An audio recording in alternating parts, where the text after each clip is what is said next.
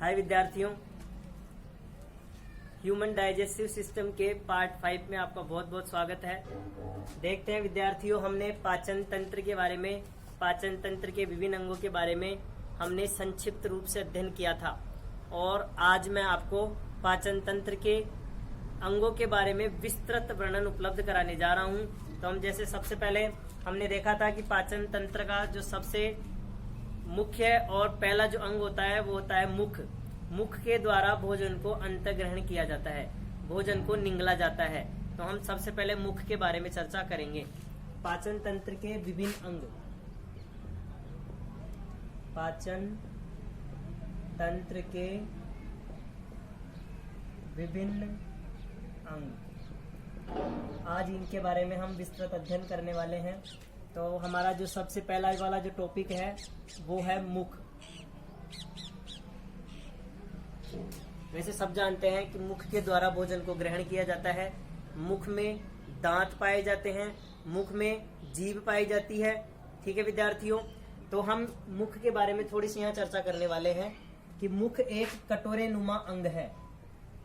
मुख एक कटोरे नुमा अंग है।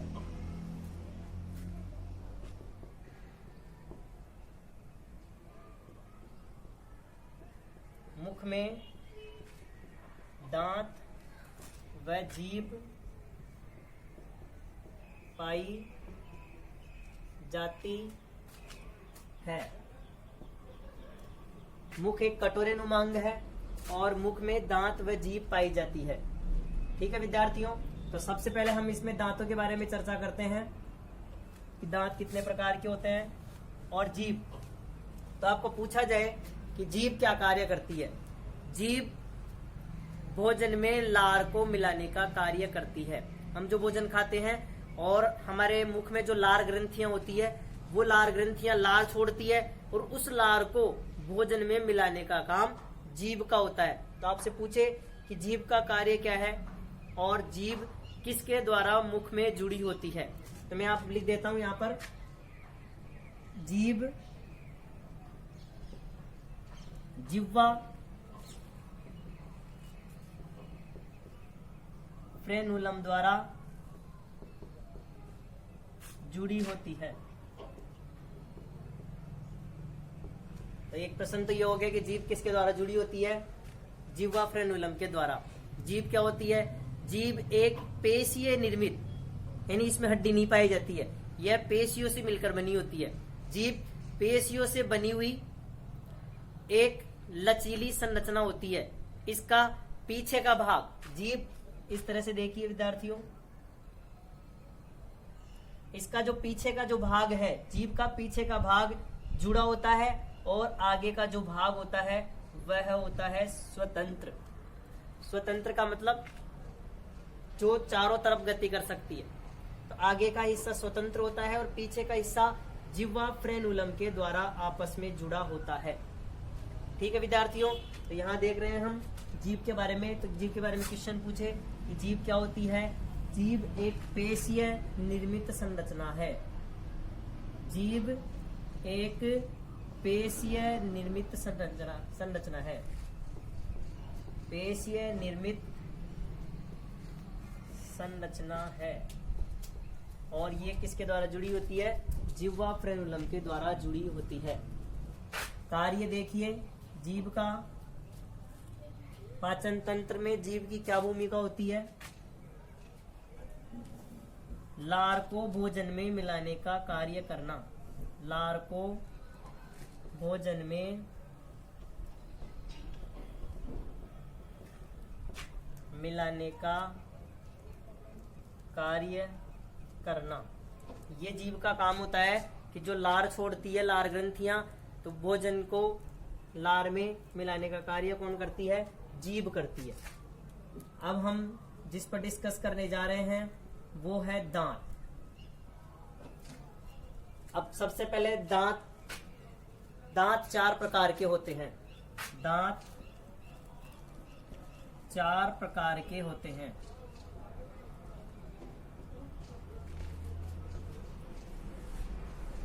एक डायग्राम के द्वारा मैं दांतों को समझाने का प्रयास करता हूँ। विद्यार्थियों, ये हमारा ऊपर वाला जबड़ा है और ये हमारा नीचे वाला जबड़ा है। इसमें सबसे पहले जो ये आगे के 4 दांत होते हैं, नीचे भी आगे के जो 4 दांत होते हैं, बहुत चौड़े चौड़े दांत होते हैं। इन दांतों को हम नाम देते हैं कृतंक। इन दांतों को हम नाम देते हैं कृतंक। तो सबसे पहले दांत कृतंक, दूसरे इनके पास में, इन कृतंक दांतों के पास में देखिए विद्यार्थियों, कृतंक दांतों की संख्या होती है 8, 4 और 4 8। प्रत्येक जबड़े में 4-4 पाए जाते हैं। अभी मैं डिटेल लिखाऊंगा इनकी, अभी आप केवल इस डायग्राम के द्वारा देखें। इसके पास में थोड़े नुकीले पैने दांत होते हैं, ऐसे। इन दांतों को हम बोलते हैं रदनक जाते हैं। नोट करें विद्यार्थियों। हाँ, तो देखिए दांतों के प्रकार कितने हो गए? 4। कृतंक, रदनक, अग्रचोणक, चोणक। मैंने इनका स्थान भी आपको बता दिया है। जो सामने वाले दांत कृतंक, पास में जो नुकीले दांत रदनक, संख्या में 4 है। इनकी कृतंक दांतों की संख्या 8 है, रदनक दांतों की संख्या 4 है। और इसके पास में जो लास्ट में होते हैं चबाने वाले, जिनको हम बोलते हैं चोणक। चोणक का अर्थ होता है चबाना।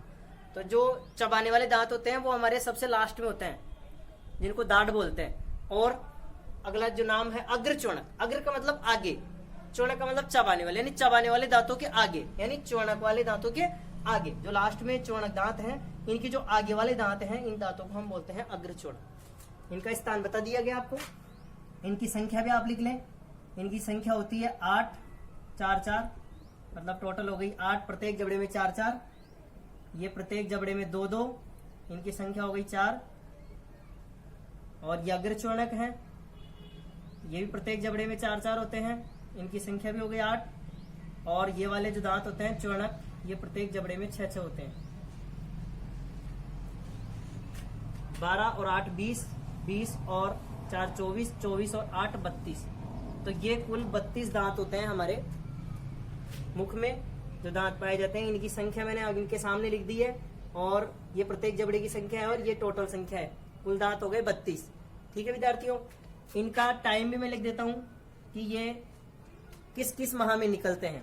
सबसे पहले जब छोटा बच्चा होता है तो सबसे पहले जो दांत आते हैं, ये सामने वाले दांत आते हैं, इनको हम कृतंक बोलते हैं। तो सबसे पहले जो यही दांत निकलते हैं, ये दांत निकलते हैं 6 माह की उम्र में।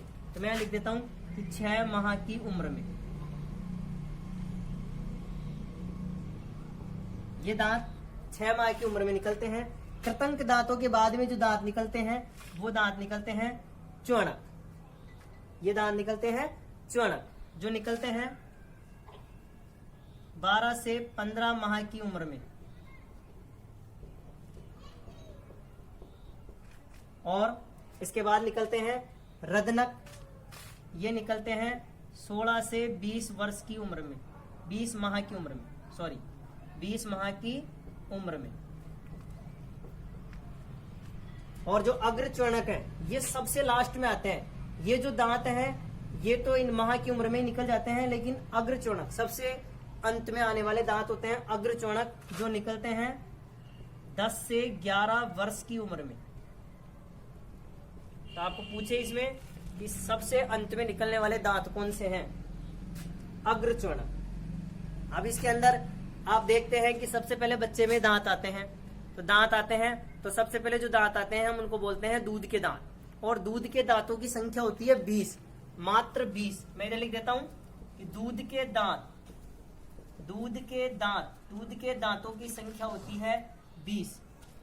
अब 20 होती है तो इसका मतलब देखिए, हमारे टोटल दांत होते हैं 32, लेकिन जब बच्चे में शुरू में जब बच्चा जन्म लेता है और उसके कुछ माह बाद, जो कुछ वर्ष बाद में जो दांत होते हैं टोटल होते हैं 20, यानी 8-9 साल की उम्र में बच्चे के वो दूध के दांत टूटने प्रारंभ हो जाते हैं।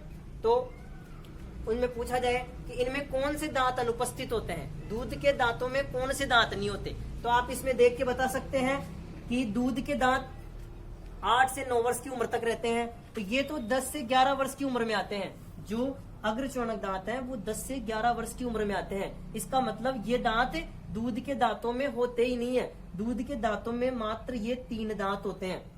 तो आपको पूछे कि दूध के दांतों में कौन से दांत अनुपस्थित होते हैं, तो आप कहेंगे अग्रचोणक, क्योंकि ये 10 से 11 वर्ष की उम्र में आते हैं।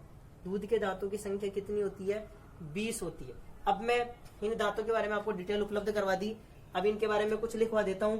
जो कृतंक दांत हैं, इनका कार्य मैं आपको लिखवा देता हूं कि इनका कार्य क्या है। तो देखिए विद्यार्थियों,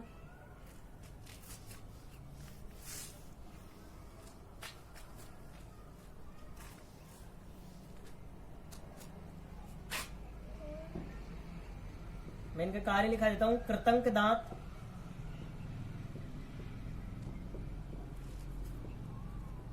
भोजन को काटने व कुतरने का कार्य करते हैं। काटने व कुतरने का कार्य करते हैं। और जो रदनक दांत हैं, रदनक आप देख सकते हैं, रदनक दांत ये वाले जो पैने नुकीले जो दांत हैं, इनको रदनक दांत बोलते हैं। ये दांत भोजन को, रदनक दांत भोजन को चीरने फाड़ने का कार्य करते हैं। अब बहुत नुकीले दांत है तो भोजन को चीर फाड़ के खाते हैं। अब हम देखते हैं कि मांसाहारी जंतु होते हैं जो अपने शिकार को चीर फाड़ के खाते हैं। तो चीरने के लिए इनमें जो सबसे प्रमुख दांत होते हैं वो होते हैं रदनक दांत। चीरने के लिए जो दांत होते हैं वो दांत होते हैं रदनक दांत। तो आपको पूछा जाए कि मांसाहारी जंतुओं में कौन से दांत ज्यादा विकसित होते हैं, तो आप बताएंगे रदनक दांत। क्यों? क्योंकि ये चीरने फाड़ने का कार्य करते हैं। तो मैं लिख देता हूं कि मांसाहारी जंतुओं में ये दांत ज्यादा विकसित होते हैं,